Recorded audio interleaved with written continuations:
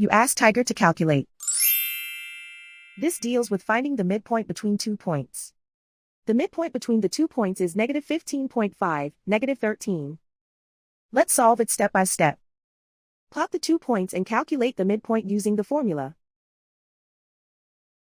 The coordinates of point 1 are, x1 equals negative 17, y1 equals negative 6. The coordinates of point 2 are, x2 equals negative 14, y2 equals negative 20. PM represents the midpoint of the 2 points.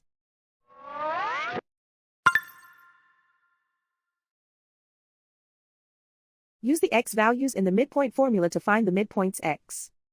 x1 equals negative 17.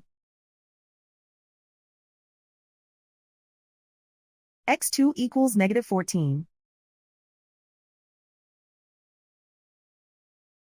Simplify the arithmetic.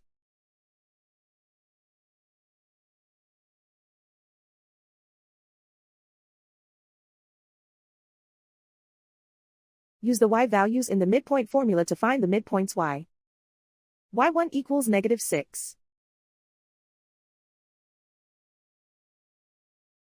y2 equals negative 20. Simplify the arithmetic.